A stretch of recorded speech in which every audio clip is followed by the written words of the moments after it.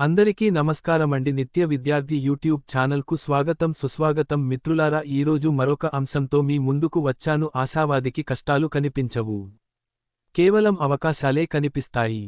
మొక్కకు భూమి కింద రాయి తగిలినా కూడా తడి తగిలే దాకా వేళ్లను విస్తరిస్తూనే ఉంటుంది. ఆశావాది కూడా అంతే. సృష్టిలో అన్ని జీవుల కన్నా తెలివైన జీవి మనిషే.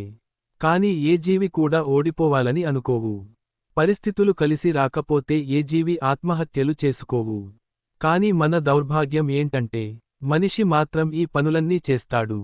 ఓడిపోతే తీవ్ర నిరాశకు లోనవుతాడు. కాని ఇతర జంతువులు ఓడిపోతే మళ్లీ ప్రయత్నిస్తూనే ఉంటాయి. అందుకే అవన్నీ ఆశావాదులే. అందుకే ఇతర జంతువుల్లో నిరాశ కనిపించదు. ఒకచోట పడితే మరో చోటకు వెళ్లి ప్రయత్నిస్తాయి. ఇతర జీవులు కాని మనిషి ఓటమి ఎదురైతే చాలు తీవ్రంగా నిరాశ పడిపోతాడు. రేపు మరో అవకాశం వస్తుందనే విషయాన్ని మరిచిపోతాడు. అందుకే మనుషులంతా ఆశావాదులుగా మారాలి. ఆశావాదాన్ని ఆశ్రయించిన వారికి నిరాశ ఎదురవదు. ఈరోజు ఓటమి ఎదురైతే రేపు గెలుపు దక్కుతుందని ఆశపడండి. అదే మీ ఆయుష్షును పెంచుతుంది. ఆశీర్వాదం ఎంత బలీయమైనదంటే చివరి శ్వాస వరకు ప్రాణాన్ని నిలిపి ఉంచే శక్తి దానికి ఉంది.